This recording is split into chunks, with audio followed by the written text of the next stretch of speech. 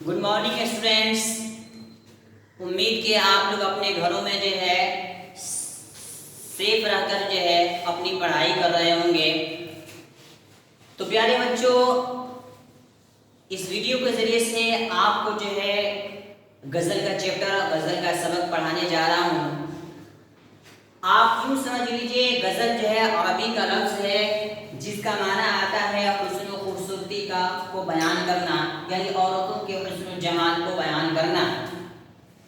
आम तौर से गज़ल से शायरी की वो सिर्फ मुराद ली जाती है जिसके अंदर औरतों के हुस्न जमाल को बयान किया जाता है। बुनियादी तौर पर आप यूँ समझ लीजिए कि गज़ल के अंदर इश्किया मज़ामीन ज़रूर शामिल होते हैं। इसीलिए गज़ल जो है शायरी की वो मकबूल और मारूफ सिन्फ़े सुखन शुमार किया जाता है, गज़ल को कहा जाता है।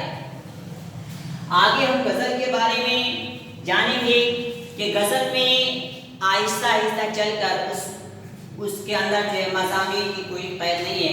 अब आम तौर से गज़ल जो हर मज़मून के ऊपर लिखी जाती है गज़लें और पढ़ी भी जाती हैं। जिस तरह गज़ल में मज़ामीन की क़ैद नहीं है कि किसी भी मज़मून के ऊपर गज़ल लिखी जा सकती है, कही जा सकती है, पढ़ी जा सकती है, बयान की जा सकती है, इसी तरीके से उनके गज़ल के अशार के बारे में कोई क़ैद नहीं है कि कितनी लाइन होनी चाहिए, कितने शेर होने अशार होने चाहिए।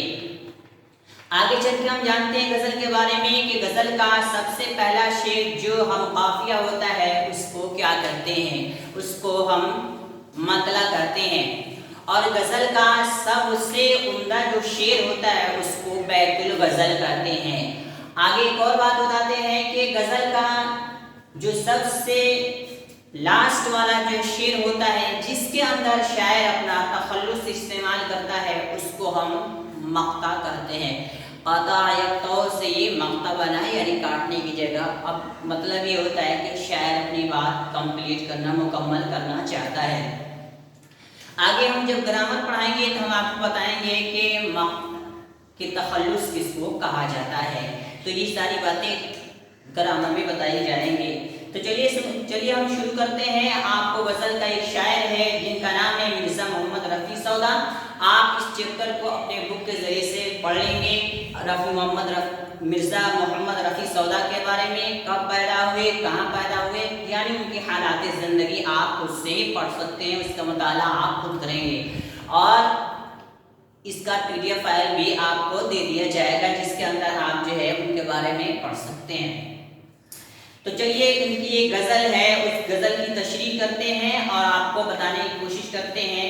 इससे पहले हम आपको ये बता दें कि ये आपकी जो किताब है, ये किताब जो आप पढ़ेंगे 10th क्लास में, जिसका नाम नवाया उर्दू है, ये किताब जो दरअसल 2 किताबों से मिलकर जो है बनाई गई है। आप यूँ कहते हैं कि उसका जो है गाइड बुक है।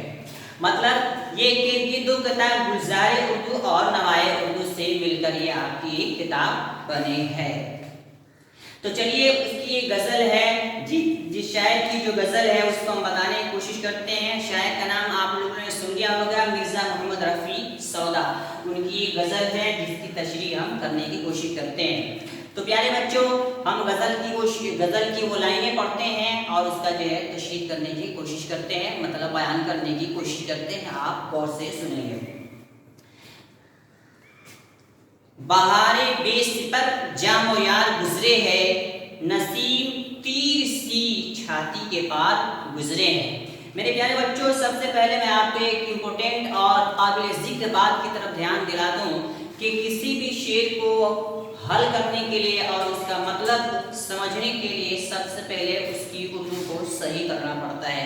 अगर आप उसकी उर्दू सही कर देंगे तो उसका मतलब आप जो है खुद समझ जाएंगे, लिखने में, पढ़ने में, बोलने में आसानी हो जाएगी, कहीं भी आपको दिक्कत और परेशानी नहीं होगी। तो सबसे पहले हम आपको बता दें, इस शेर के अंदर जो बहार, इसका माना समझते हैं। बेसिपर, इसका माना आता है बचाव, बगैर किसी बचाव के, बगैर किसी ढाल। असल में ये होता ये है, बगैर ढाल के जो बगैर ढाल की जो कोई आदमी जो है हिफाजत करता है अपनी, ठीक है, उसी को बोलते हैं बेसिपर, बगैर सिपर के। तो इस शेर के अंदर जो शायर ये कहना चाह रहा है कि मौसम बहार है और ठंडी हवा चल रही है, सारी चीज़ें हैं और लुत्फ अंदोज होने की सारी चीज़ें मुहैया हैं, लेकिन इसके साथ साथ जो है मौसम बहार की खुशगवार हवाएं जो है शायर के लिए तीर की तरह, तीर के मानिंद जो है उसको चुभ रही है। कहना ये चाह रहा है शायर के सारी चीज़ें हैं, मौसम बहार है, जाम है, यार मददगार है, ये सारी चीज़ें जो है महबूब के बगैर है, इसलिए ये सारी चीज़ें जो उसके लिए जो है बेसुध और बेफायदे की लग रही है। अगला शेर है जिसकी तरफ आपकी तवज्जो जो है मबजूल करना चाहते हैं। गुजर मेरा तेरे कूचे में वो नहीं न सहे, मेरे ख्याल में तू लाख बार गुजरे। इस शेर के अंदर शायर अपने महबूब से ये कहना चाहता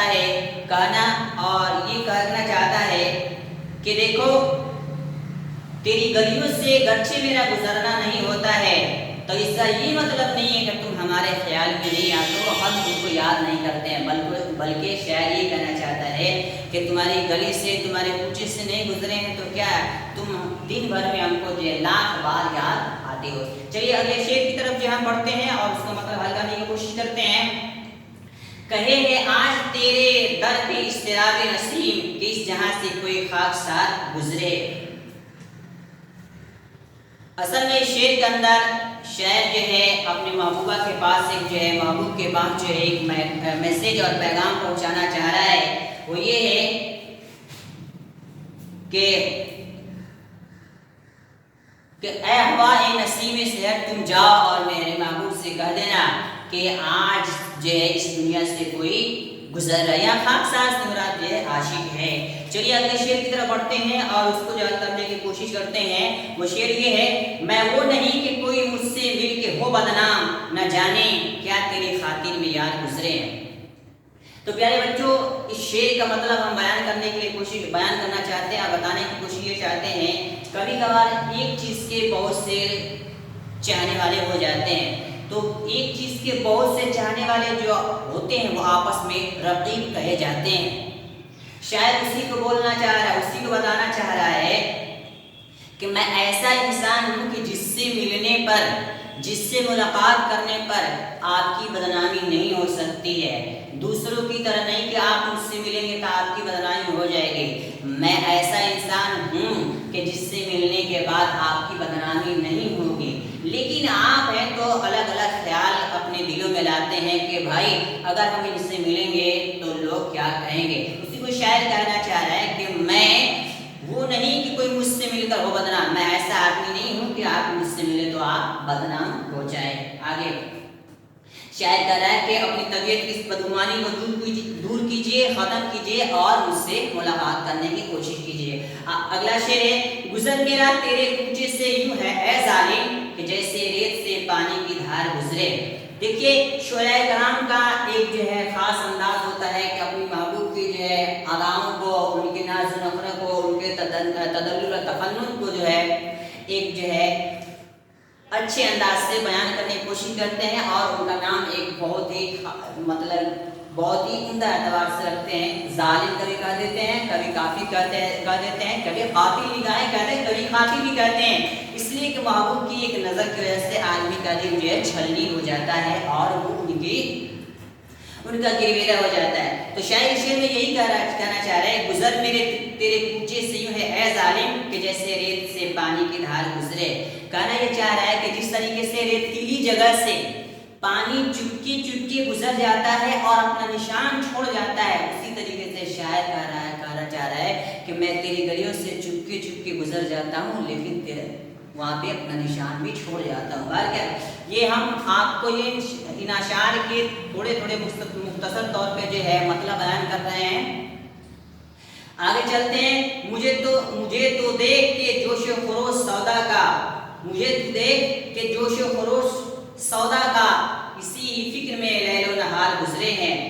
ये आदमी है कि सर मारता फिरे है बसंग, संग का माना आता है पत्थर, बसंग पत्थर से, कि मौजे तुंद सरे को सार गुजरे है, टकराता है। कोसार का माना आता है